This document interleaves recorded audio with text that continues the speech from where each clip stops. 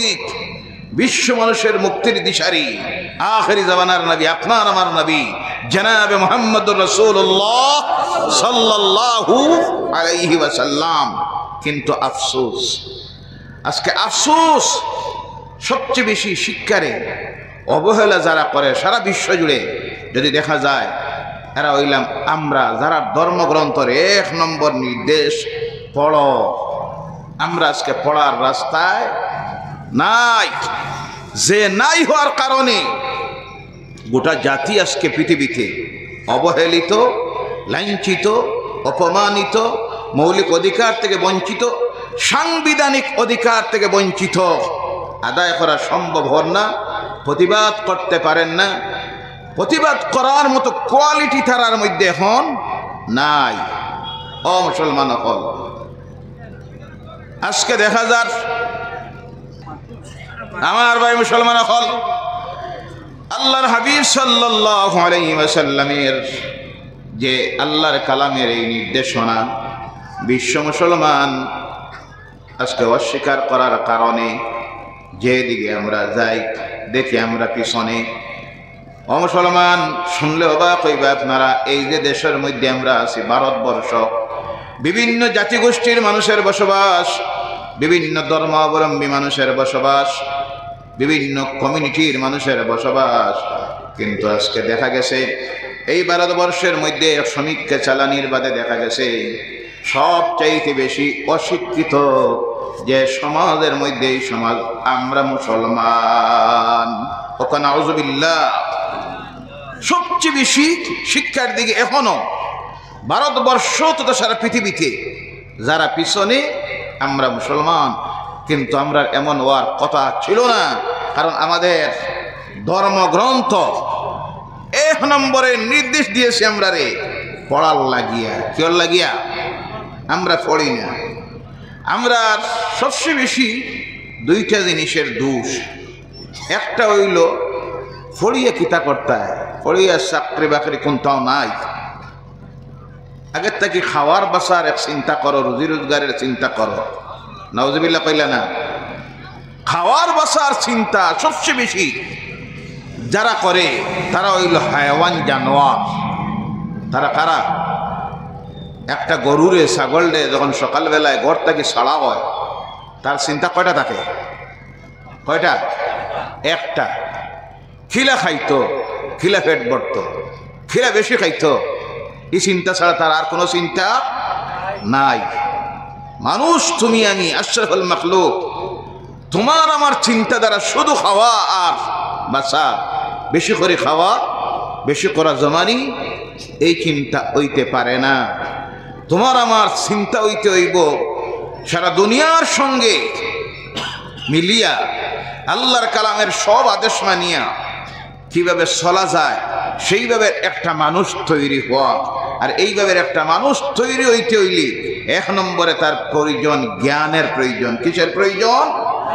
এর কারণে আল্লাহ রাব্বুল আলামিন তার কালাম কোরআন নাজিল করতে গিয়ে 1 নম্বরের যে শব্দ তার রাসূলের প্রতি আল্লাহ নাজিল করলেন, সেই শব্দটা হলো পড়ো।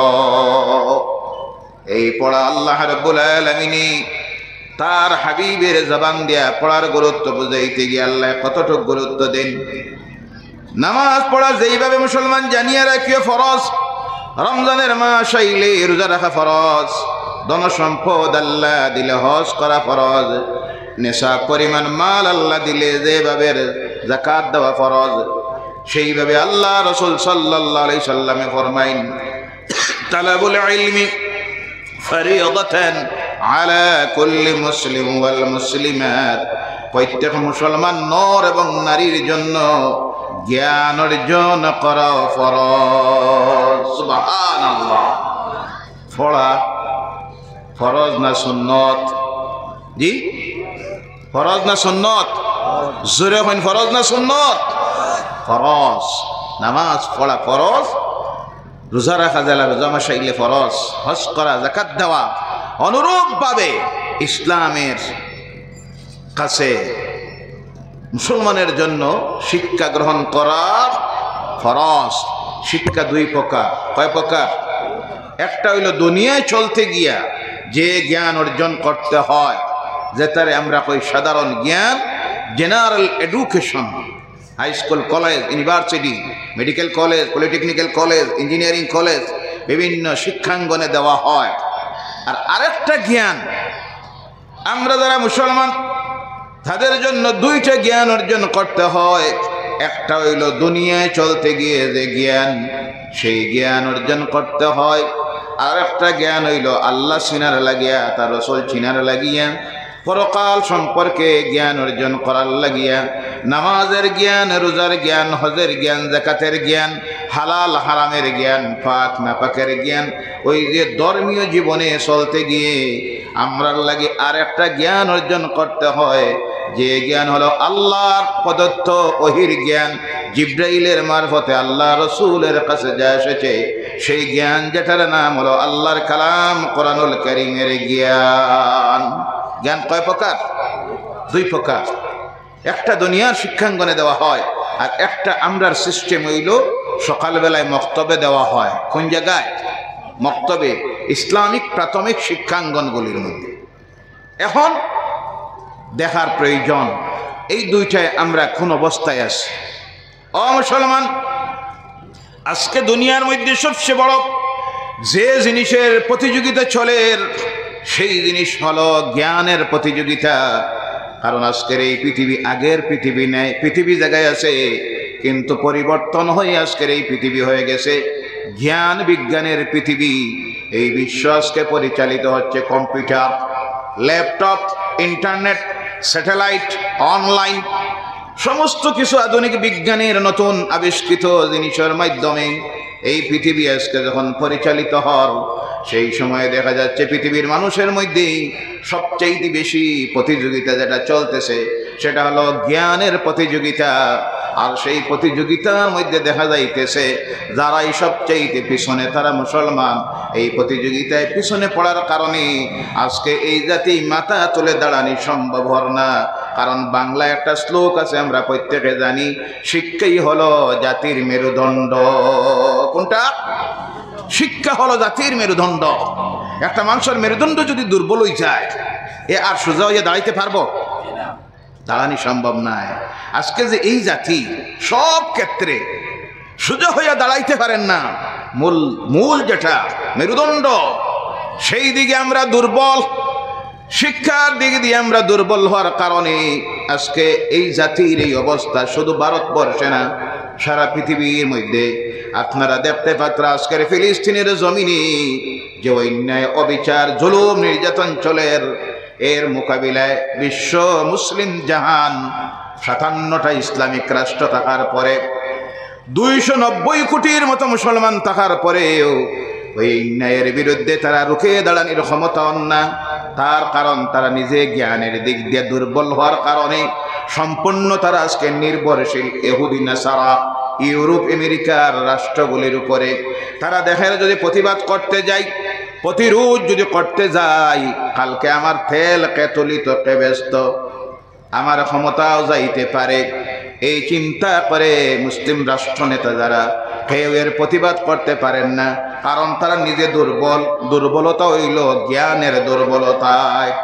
যদি তারা একটা শিক্ষিত সমাজ তৈরি হইত, যেভাবে আজকে ইসরায়েলের জালিমেরা, পৃথিবীতে মাত্র একটা দেশ ইসরায়েল, ইহুদিদের জনসংখ্যার দিক দিয়ে 1 কোটির ঊর্ধ্বে মাত্র, কিন্তু শিক্ষার দিক দিয়ে তারা অ্যাডভান্স হওয়ার কারণে আধুনিক বিজ্ঞানের নতুন নতুন সমস্ত প্রযুক্তি ব্যবহার করে আজকে তারা স্বয়ং সম্পূর্ণ নিজেই শক্তিশালী একটা রাষ্ট্র, যার কারণে রাষ্ট্রসংঘের আদেশ, ইউরোপ আমেরিকার কোনো নিষেধ সামান্য তারা তোয়াক্কা করেন না। আজ পর্যন্ত নিরপরাধে 27,000 মুসলমান শহীদ হয়ে আল্লাহর জান্নাতে চলে গেল, কিন্তু সামান্য দয়ামায়া তাদের ভিতরে আইল না। কারণ তারা দুনিয়ার কাউরে পরোয়া করে না, তারা নিজে শক্তিশালী একটা রাষ্ট্র। আর এই শক্তিশালী হওয়ার পিছনে যে হাতিয়ারটা তারার, সেটা হলো জ্ঞান। কোনটা? জ্ঞান।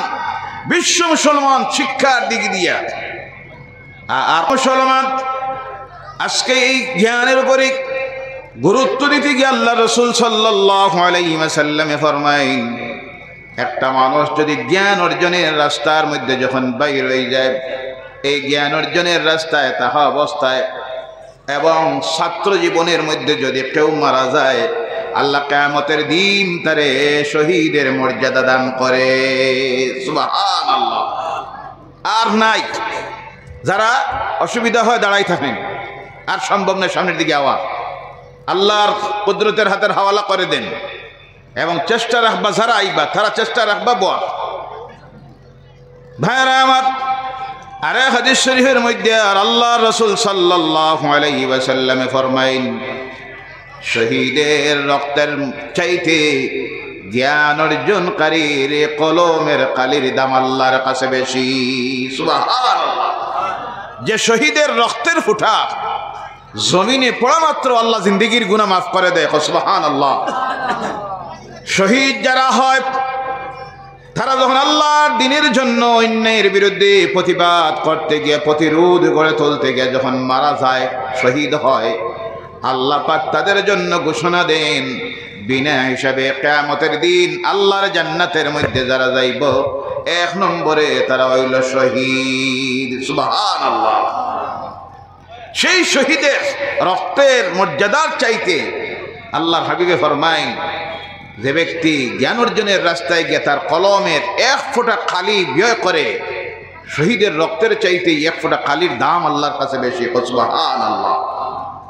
আর হাদিস শরীফের মধ্যে আল্লাহর কোন বান্দা জ্ঞান অর্জনের জন্য রাত্রিতে যখন গবেষণা করে, চেষ্টা করে, পড়ে, সাআতান ওয়াহিদা, হাদিস শরীফের মধ্যে 1 ঘন্টা সময় যদি রাত্রিতে জ্ঞান অর্জনের রাস্তায় কাটাইয়া দেয়, সমস্ত রাত্রি নফল ইবাদত করে যে নেকি হইতো, 1 ঘন্টার জ্ঞান চর্চা করলে সমান সব আল্লাহ আমলনামায় দিয়ে দেয়। কি মর্যাদা জ্ঞান অর্জনকারীর! কিন্তু আফসোস, আজকে আমরা জ্ঞানের রাস্তায় নাই। দুনিয়ার যে জ্ঞান, যেখানে চলতেছে প্রতিযোগিতা আর প্রতিযোগিতা, মেট্রিক পাশের চাকরি দেওয়ার অ্যাডভার্টাইজমেন্ট যদি দেওয়া হয়, যেখানে আজকে অ্যাপ্লাই করে MA পাস, PhD পাস, এই অবস্থায় শিক্ষিতরা বাড়তে আছে অন্যান্য সমাজের দিকে। আর আমরার অবস্থাটা কোন জায়গায়? আজকে আমাদের সমাজের দেখা যায় বিভিন্ন নামি দামি college, medical college, engineering college, polytechnical college, আরও বিভিন্ন নামি দামি কলেজ। এই কলেজগুলির মধ্যে গিয়ে দেখা যায় আমাদের সমাজের ছেলে মেয়ে নাই, মাতাসা না মিশা, তবে একবারে নাই না, এখন পরিবর্তন আসতেছে। বলুন আলহামদুলিল্লাহ। কয়েকদিন আগে SCS এর রেজাল্ট হইল, APSCর অনেক সময় রেজাল্ট হচ্ছে, দেখা যায় আলহামদুলিল্লাহ আমাদের ছেলেমেয়েরা অনেক আছে, হোক আলহামদুলিল্লাহ। কিন্তু জনসংখ্যার দিক দিয়ে যে হারে আমরা আসামে অথবা ভারতবর্ষে, সেই জনসংখ্যার অনুপাতে আমরা যে পরিমাণ শিক্ষিত হওয়ার কথা পার্সেন্টেজে, সেই পরিমাণ এখনো হইতে পারছি না। তার কারণ অ্যাডমিশন দেওয়ার লাগে যখন অ্যাডভার্টাইজমেন্ট দেওয়া হয়, মেডিকেলে, ইঞ্জিনিয়ারিং কলেজে, পলিটেকনিক্যাল কলেজে, আরও নামি নামি কলেজে, তখন দেখা যায় আমরার যারা এরা গিয়ে অ্যাপ্লাই করে, তারা হইল 3rd ডিভিশন। কোন ডিভিশন? তাড়াতাড়ি কইবা, কোন division? 3rd division, 2nd division, percentage 50%, 45%, 60%। আর তারা যারা অন্যান্য জাতি, তারা গিয়া অ্যাপ্লাই করে অ্যাডমিশনের লাগি 1st ডিভিশন, মার্ক 95, 90%। আপনারা কোক অ্যাডমিশন কার হইতো? তারা না আমরা? জি, কারণ হইল তারা বিকাল হইলে কম্পিউটারের সামনে প্রাইভেট শিক্ষকের বাড়িতে, না হয় ঘরের মধ্যে বই নিয়ে।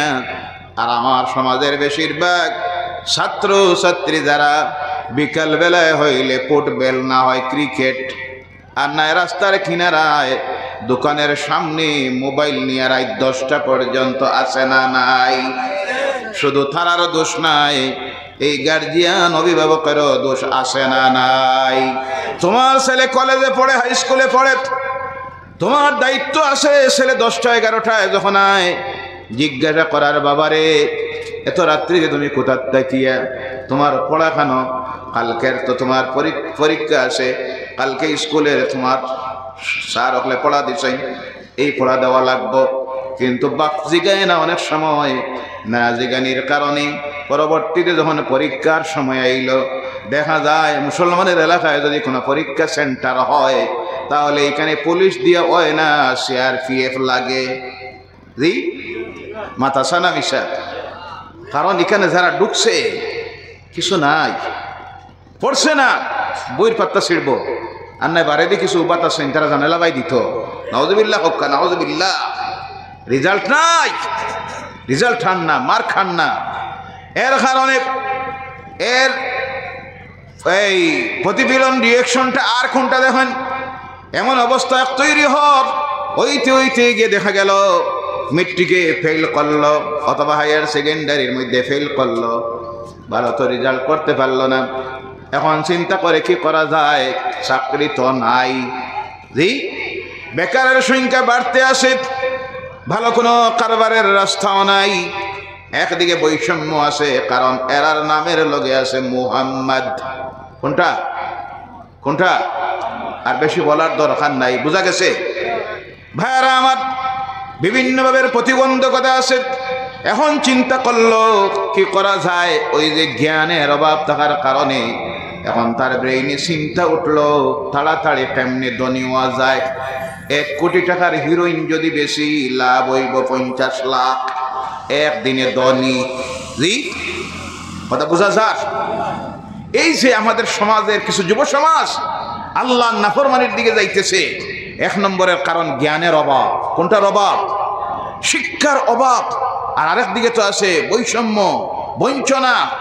ও আমার ভাইরা মুসলমান, আজকে দেখেন এমন এক অবস্থার মধ্যে গিয়ে আমরা পৌঁছতে আসি, চাকরি দেওয়ার লাগে প্রতিযোগিতা যখন হয়, এই প্রতিযোগিতায় আমরা টিকে থাকতে পারি আর না। যে কোয়ালিটি তৈরি হওয়ার, যেভাবে পার্সেন্টেজ থাকার, ডিভিশন থাকার কথা, আজকে সেইভাবে আমাদের সমাজ থেকে আমরা আমাদের ছেলে মেয়েগুলি তৈরি করতে না পারার কারণে আজকে দেখেন এমন অবস্থার মধ্যে গিয়ে আমরা পৌঁছেছি, আমাদের সমাজের মধ্যে ডাক্তার নাই, জি MBBS পাস নাই, ইঞ্জিনিয়ার নাই, অবশ্যিয়ার নাই, ওসি নাই, ডিসি নাই, এসপি নাই, IGP নাই, DIG নাই। এক সময় আসলো প্রত্যেকটা বিভাগের মধ্যে আমার সমাজের মানুষ আসলো, যখন একটু শিক্ষার উপরে গুরুত্ব দিত তখন তারা বিভিন্নভাবে প্রতিযোগিতার মধ্যে গিয়ে টিকলো। আজকে জ্ঞানের মর্যাদা না দেওয়ার কারণে প্রত্যেকটা এইভাবে গুরুত্বপূর্ণ বিভাগ থেকে আমরা বঞ্চিত হয়ে যাওয়ার কারণে যে জায়গায় যাই সেই জায়গায় বঞ্চনা আর লাঞ্ছনা। এর কারণে এই জাতির যদি প্রতিষ্ঠিত করতে হয়, উন্নতির চূড়ান্ত শিখরে নিয়ে পৌঁছাইতে হয়, আল্লাহর কালাম কোরআনুল কারীমের 1 নম্বরের আয়াতের 1 নম্বরের শব্দের উপরে গুরুত্ব দেওয়া প্রয়োজন আছে না নাই? প্রত্যেক গার্জিয়ানের প্রতি আমার অনুরোধ, আল্লাহর ওয়াস্তে নিজের ছেলে মেয়েরে বাড়ি না বানাইয়া, বিল্ডিং না বানাইয়া শিক্ষার দিকে গুরুত্ব দেন। একদিন আপনি আমি চলে যাইমু, বাড়ি থাকবো জায়গায়, গাড়ি থাকবো জায়গায়, ব্যাংক ব্যালেন্স থাকবো জায়গায়, আওলাদ একমাত্র কাজে লাগবো। কোনটা কাজে লাগবো? আওলাদ। কেমন আওলাদ? পরে আলোচনা যাই। 1 নম্বরে শিক্ষিত আওলাদ। কি আওলাদ? শিক্ষিত আওলাদ জমিনে রাখিয়া যায়, দুনিয়ার জ্ঞানে শিক্ষিত বানাই 1 নম্বরে। যদি না বানাই, এই কম যদি এখনো শিক্ষার গুরুত্ব না দেয়, মর্যাদা যদি না দেয়, এই জাতির ভবিষ্যৎ অন্ধকার। কারণ বিশ্বের অবস্থা আমরা প্রত্যেকের কাছে আজকে লোকাল নাই। সোশ্যাল মিডিয়ার উন্নতিতে মুহূর্তের মধ্যে পৃথিবীর কোন প্রান্তে কি চলে সব আমরা দেখি আর নিনা না, সব দেখি আর। ও মুসলমান, 2 নম্বরে যে জ্ঞানের শিক্ষা অর্জন আমাদের প্রয়োজন, সেটা হলো আল্লাহর কালাম কোরআনুল কারীমের জ্ঞান। যে জ্ঞানের শিক্ষা দেওয়া হয় মক্তবের মধ্যে সকালবেলায়। আজকে আমার সমাজের মধ্যে অনেক ছেলে মেয়ে তৈরি হইতে আছে, অনেক আছে, অনেক জায়গার মধ্যে আপনারা দেখবা অনেক মানুষ আছে আজকে মসজিদে গিয়ে নামাজ পড়ে না। তার মন চায় নামাজ পড়তো, কিন্তু যায় না। তার কারণ সে নামাজ জানে না।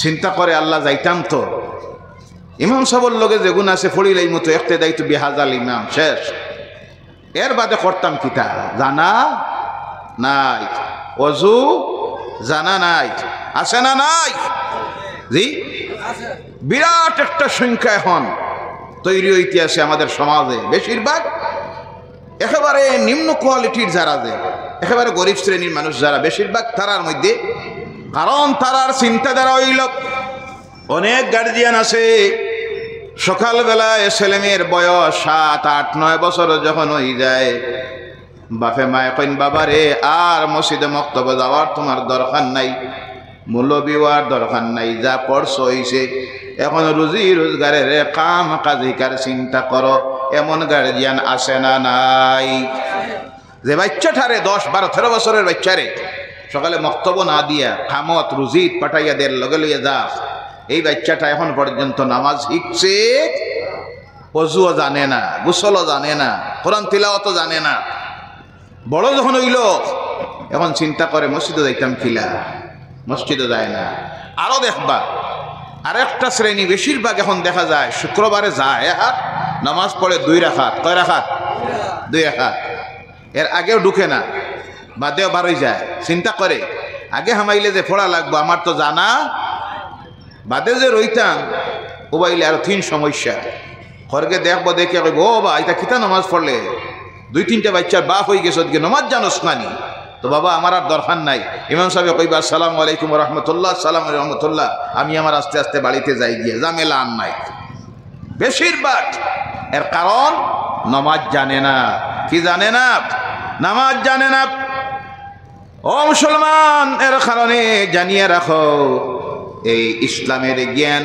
কোরআনের জ্ঞান কমপক্ষে একজন মুসলমানের লাগিয়া আল্লাহর কালাম কোরআনুল কারীম শুদ্ধ তিলাওয়াত শিখা ফরজ মাত বোঝা গেছে দুনিয়ায় মুসলমান হিসাবে চলতে গিয়া নামাজ রোজা হজ যাকাত পাক না পাক ফরজ ওয়াজিব সুন্নাত মুস্তাহাব এই জ্ঞান প্রত্যেক মুসলমানের শিখা প্রয়োজন অন্য ধর্মের মানুষ যারা তারা শিখলেও হয় না শিখলেও অসুবিধা নাই কিন্তু মুসলমানের জন্য এই পরিমাণ জ্ঞান অর্জন করা ফরজ নতুবা আল্লাহ চিন্ত নাই রসুল চিন্ত নাই পরকালের চিন্তাও তার ভিতরের মধ্যে আইতো নাই কিন্তু আমরা সেখানে দেখা যায় বলতেছিলাম গরিব শ্রেণী একটা যারা গুরুত্ব না দেওয়ার কারণে ছেলে মেয়ে এই অবস্থার মধ্যে গিয়ে পৌঁছের আর ধনী সম্প্রদায় দুনিয়ার শিক্ষারে একটা শ্রেণীর ধনীরা আছে যারা দুনিয়ার শিক্ষারে প্রাধান্য দেওয়ার কারণে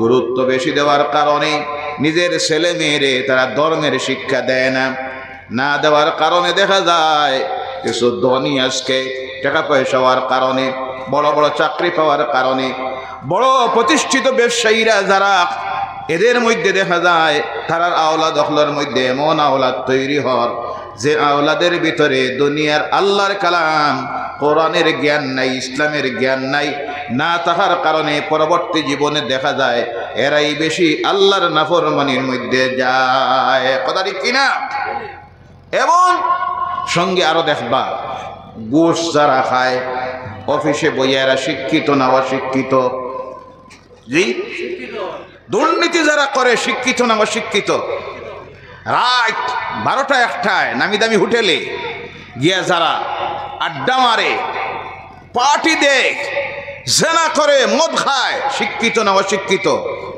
শিক্ষিত কিন্তু এরা শিক্ষিত দুনিয়ার জ্ঞানে শিক্ষিত প্রকৃত শিক্ষিত হইতে পারে নাই প্রকৃত শিক্ষিত পরিপূর্ণ শিক্ষিত একজন মানুষ হইতে হইলে তার যে জ্ঞানের প্রয়োজন সেই জ্ঞান হলো আল্লাহর কালাম কোরআনের জ্ঞান মানুষের নৈতিক চরিত্র সংশোধনের জন্য আল্লাহর ডর ভয় ভিতরে ঢুকতে হয় আর এই ডর ভয় ঢুকাইয়া দে পরকালের আলোচনা পরকালীন জীবনের আলোচনা মৌতের আলোচনা মরার আলোচনা কবরের আলোচনা হাসরের ময়দানের আলোচনা মিজানের আলোচনা জাহান্নামের দুজখের কঠিন আযাবের আলোচনা একমাত্র যে কিতাব দুনিয়ার মানুষরে শিখাইয়া দেয় এর নাম হলো কোরআনুল কারীম এর কারণে কোরআনের জ্ঞান যখন প্রকৃতভাবে পরিপূর্ণভাবে কোনো মুসলমানের ভিতরে ঢুকে যায়, সেই মুসলমান কখনো আল্লাহর নাফরমানি করতে পারে না। যারা করে তারার ভিতরে ইসলামের, আল্লাহর কালাম, কোরআনের জ্ঞান নাই। এই নাই হওয়ার কারণে আমাদের সমাজে আরো একটা কারণ, এই জ্ঞান যারা, জ্ঞান যে মক্তবের জ্ঞান, ইসলামের জ্ঞান যেখানে দেওয়া হয়, সেই মক্তব শিক্ষার করুণ অবস্থা বিভিন্ন জায়গার মধ্যে আমরা দেখতেছি। আজকে মক্তবের মধ্যে অনেক সময় দেখা যায় শিক্ষক 2 জন, কয়জন? ছাত্র 150। কত? আলহামদুলিল্লাহ হইতো না? নাউজুবিল্লাহ। জি, নাউজুবিল্লাহ, নাউজুবিল্লাহ। ক্লাস শুরু হয় 7টায়। কয়টায়? কয়টার সময়? 7টায়। শেষ হয় 8টায়। কয়টায়? স্কুলে যাওয়া লাগবে কয়টায়? 9টায়। 1 ঘন্টা পড়া। কয় ঘন্টা? এখন প্রশ্ন হইতে পারে 7টায় কেন? মেসা বাইন মনে হয় 7টায়। জি না, যে বাড়ির থেকে আর তার বাপ ঘুম থেকে উঠে 8টায়, মা উঠে 7:30টায়। নাউজুবিল্লাহ নাই? 10টা পাক্কা বেনমাজি। জি, মাত বুঝাছা? এই বাপ যদি গার্জিয়ান নামাজি হয়ে যায়, মা যদি নামাজি হয়ে যায়, শিক্ষা শুধু স্কুলে না, শিক্ষা শুধু মক্তবে নাই, সবচেয়ে বড় শিক্ষাঙ্গন একটা বাচ্চার লাগে হইল তার মা আর বাপ। জি, সবচেয়ে বড় শিক্ষার গুরু তার যে 1 নম্বরে হইল মা। স্কুলে যাওয়ার বাদে 4 ঘন্টা, মক্তবে যাওয়ার বাদে 1 ঘন্টা 1.5 ঘন্টা, 24 ঘন্টা যার লগে তার থাকতে হইব, এ হইল তার মা। এই মা যদি শিক্ষিত হয়, এই মা যদি নামাজি হয়, তাহলে এর কাছ থেকে সবচেয়ে বেশি শিক্ষা গ্রহণ করে একটা বাচ্চায়। মুসলমান মা যদি নামাজি হয়ে যান, আমার পর্দার আল্লাহর মায়েরা, আপনারা নামাজি হয়ে যান, নামাজি হয়ে যান। গার্জিয়ান বাপ যারা নামাজি যদি হয়ে যায়, তার ঘুম ছাড়বো সেই সময়, যে সময় আল্লাহর ঘর থেকে ডাক দেওয়া হইব, হাইয়া আলাস সালাহ, হাইয়া আলাল ফালাহ, আসসালাতু খায়রুম মিনান নাওম। বাপ উঠিয়া গেল মসজিদে, মা উঠিয়া নামাজ পড়লো, চা রেডি করলো, মক্তবে যাইবার সময় এখনো বাকি 1 ঘন্টা। কত সময়? মা যদি তখন এই বাচ্চাটারে কিনারার মধ্যে বয়াইন, আর বয়াইয়া যদি মক্তবের শিক্ষা দেন 1 ঘন্টা, মক্তবে গেল আরো 1 ঘন্টা, সময় পাইল কয় ঘন্টা? মা যদি বিকালবেলায়, বাপ তো বাড়িতে নাই, হাট বাজারে ব্যবসায় বিভিন্ন ব্যস্ততায়, মা যদি মাগরিবের নামাজ পড়ে এই বাচ্চাটারে কিনারার মধ্যে, মুসল্লার মধ্যে বয়াইন, আর বয়া যদি আধা ঘন্টা মক্তবের শিক্ষা দেন, এর বাদে স্কুলের বই যদি বার করে, সকাল বিকাল মিলাইয়া যদি একটা বাচ্চায় 2.5 ঘন্টা আল্লাহর কালাম, কোরআনের জ্ঞান অর্জন করে, তাহলে একদিন এই মুসলমান, প্রত্যেকটা মুসলমানের ছেলে মেয়ে আল্লাহর কালাম, কোরআন শুদ্ধ তিলাওয়াতকারী ওই যাইব। কথা ঠিক কিনা? কিন্তু মা হলে এই দায়িত্ব আদায় কথা না। বেশিরভাগ মা হলার ব্যস্ততা হইল মোবাইলের, ফেসবুক, ইউটিউব। জি, মাতা সানা মিশা।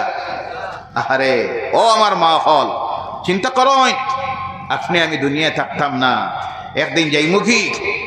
এমন আওলাদ বানাইয়া যান, শুক্রবারের দিন এই আওলাদ যদি শবে বরাতের রাত, এই আওলাদ যদি শবে কদরের রাত, ঈদের দিন ঈদগাহে নামাজ পড়ার পরে এই আওলাদ যদি তোমার আমার কবরের কিনারার মধ্যে গিয়ে দাঁড়ায়, দাঁড়াইয়া একটা বার যদি সূরা ইয়াসিন তিলাওয়াত করে, কোন সূরা?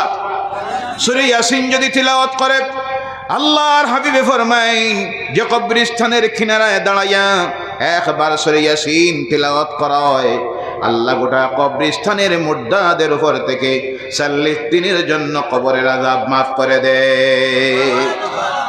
আল্লাহর হাবিবে ফরমাইন কোন আওলাদ যদি মা বাপের কিনারায় গিয়ে দাঁড়ায়, দাঁড়াইয়া 3 বার সূরা ইখলাস পড়ুন আমার সঙ্গে, কুল হুয়াল্লাহু আহাদ, আল্লাহুস সামাদ, লাম ইয়ালিদ ওয়া লাম ইউলাদ ওয়া লাম ইয়াকুল লাহু কুফুয়ান আহাদ। 3 বার যখন তিলাওয়াত করে আল্লাহ তিলাওয়াতকারীর আমলনামায় এক কোরআন খতমের সওয়াব লিখে দেয়। কবরের কিনারায় গিয়ে দাঁড়ায় যাইন না কবর জিয়ারত যাইন।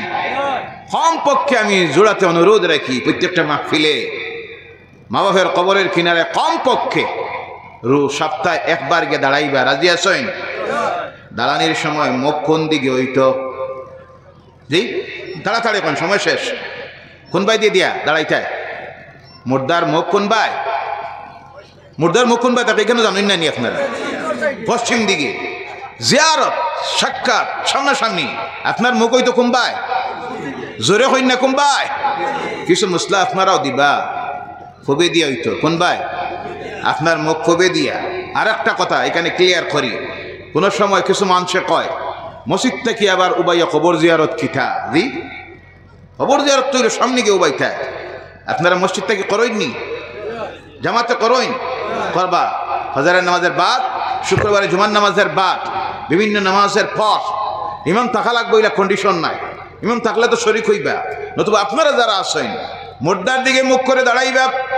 অনেক কবর জিয়ারতের লাগি শর্ত হইল কবরের সামনে যাওয়া। হ্যাঁ কবরের সামনে কবর জিয়ারতের লাগি আমরা যেটা করি মসজিদ থাকি বাড়ি থাকি দাঁড়াইয়া কবরস্থানের দিকে মুখ করিয়া দাঁড়াই। 3 বার পড়ে কুল হুয়াল্লাহু আহাদ, একবার কুল আউযু বিরাব্বিল ফালাক, একবার কুল আউযু বিরাব্বিন নাস, সূরা ফাতিহা আলহামদুলিল্লাহি রাব্বিল আলামিন একবার। আবার কোন সময় সূরা আল্লাহাকুমুত তাকাসুর হাত্তা যুরতুমুল মাকাবির একবার পড়ি। পড়ার পরে পড়ি আসসালামু আলাইকুম ইয়া আহলাল কুবুর, শান্তি বর্ষিত হোক ওই কবরবাসীদের উপরে। এই দোয়াটা পড়ি। পড়ার পরে দুরুদ সালাম পড়ে আত্তলে দোয়া করি। এটা যদিও ব্যবহারিক জীবনে বলা হয় কবর জিয়ারত, আসলে এর নাম হইল ইসালুস সওয়াব। কোনটা? সওয়াব পৌঁছাইয়া দেওয়া। ওখান থেকে দাঁড়াইয়া তিলাওয়াত করিয়া সামনে যত মুর্দারা আছেন বিশ্বের বিভিন্ন প্রান্তে যারা কবরের গাড়ায় তার উপরে সওয়াব বর্ষাইয়া দেওয়া হয়, পৌঁছাইয়া দেওয়া হয়। ওই যেখানে কইলাম বালা কাম না খারাপ কাজ, গুনার কাম না নেকির কাম? তাহলে এখানে বাধা দেওয়ার দরকার না করা বালা? আল্লাহ করার তৌফিক দেখ সবকে আল্লাহুম্মা আমিন। নিজের মা বাপের কবরের কিনারায় গিয়ে দাঁড়াইবা। এখন আওলাদ যদি তিলাওয়াত জানে না, ওযুও জানে না, যাইতো না, চিন্তা করবো কিলা কবরস্থান হামাইতাম। ওযুও জানা নাই, তিলাওয়াত জানা নাই, বুথে ধরব। ঠিকই ধরব, বুথে ধরব। ইলা অনেকের আওলাদ আছে সারা বৎসরে একবারও মা বাপের কিনারায় যায়, আসে না নাই? ও আমার ভাই হল, আল্লাহর ওয়াস্তে অনুরোধ রাখি, একবার চিন্তা করবা, ঘরের মধ্যে রাত গিয়া বইয়া চিন্তা করবা 3টা জিনিসের। কয়টার? একটা চিন্তা করবা, আপনার আমার বাপ একদিন ইলাও আসলো, সকালবেলায় রুজিত বার হইছেন, ঘরে তৈয়া গেছে না ওলাদ উপাস, কোনো ব্যবস্থা নাই। বিকালবেলায় বেল ডুবি গেছে, কোনো রুজির ব্যবস্থা হইল না। চিন্তা করেন আল্লাহ খিলা বাড়ির যাইতাম, আওলাদ উপাস তৈয়া আইলাম। রাত 9টা 10টা বাজে, এই দোকানদারের দোকানও ভাই থোড়া বাক্কি দেও, বলে না তোমার আর বাক্কি দেওয়া যাইতো না। ঋণ করতে যাইন কেউ দেয় না। চিন্তা আওলাদের মুখে কিভাবে রিজেক্টটা নিয়ে পৌঁছাইতাম। আজকে সেই আওলাদ জমিনি আর আব্বা কবরে। কোন জায়গায়? চিন্তা করবা একবার, মার কথা একবার চিন্তা করবা। যে মায় জন্ম দিতে গিয়া সারা শরীর রক্তে লাল, বেহুশ, হুশ হওয়ার পরে ফয়লা জবান দিয়ে বার হয়, আমার নেনাগুর মুখখান আমারে দেখা। সুবহানাল্লাহ নাই? এই ঠান্ডার রাত 12টার সময় মার বুকুর উপরে উঠিয়া পেশাব করছো, পায়খানা করছো, সারা বিছনা নষ্ট হয়ে গেছে। মা ঘুম থেকে উঠিয়া ঠান্ডা পানি দিই নাই, গরম পানি দিয়ে গোসল করায়, গরম কাপড় দিয়ে বুকুর লোকে জড়াইয়া ধরয়, কান্দা বন্ধ হয় না, মুখে দুধ দেন, কান্দে, একবারও মারইন না, কারোর কাছে গিয়ে বিচার দেন না। সারা বাড়ির মানুষ ঘুমো। জামাইয়ের যদি মিজাজ কড়া হয়, কইব ঘুমাইতে দিতে না করে চলাই দিছ পানি। জি আসেনি না? না, ফজরের রক পর্যন্ত সারা বাড়ির মানুষ ঘুমো। মার শপথ ঘুম নেয় তোমার আমারে শান্তি দেওয়ার লাগিয়া। আইজ এই মা কবরের গাড়ায় কোন জায়গা? হক দাবি আসেনি না আমরার উপরে? কিন্তু নিমকারাম আওলাদ ইলাও আছে, একদিনও যায় না সব্বরা সবে কদরও মার কিনারায় যায় না। এর লাগি শুধু আওলাদ দায়ী নাই, আমরাও কিছু দায়ী নি না বানাইয়া জেলা থইয়া যাইবা ওলা ফাইবা লাই বানাও। ও আমার ভাই হল, আর একটা জিনিস সবসময় একবার চিন্তা করবা, মরার আগে একবার মরিয়া দেখবা। মরার আগে কিলা মরতায় জি আজকেই আয়াত দেখতে গিয়ে তার ব্যাখ্যার মধ্যে দেখি লেখছইন, তুমি মরার ভান করিয়া একবার ফুটিয়া দেখিও, না লইয়া ফুটিয়া দই চোখ মুজিয়া ফুটি রইও, ফুটিয়া দেখিও বাড়ির মানুষে কিতা করেন তোমার লাগিয়া, কিতা করবা ফয়লা কইবা তাড়াতাড়ি কবর খুদার মানুষ ব্যবস্থা করো জি ওখান নানি, একজন জলদি যাও কাফন ওখানের ব্যবস্থা করো, আর একজন মসজিদে যাও, মসজিদের মাইকো গিয়া জানাই দেও তাই মারা গেছেন, আব্বা মারা গেছেন, ভাই মারা গেছেন 9টার সময়। উদারি কুদরতে শুকনা লাকড়ির খুলিল জবান, সেই গাছটির নাম ছিল উস্তুনে হান্নান।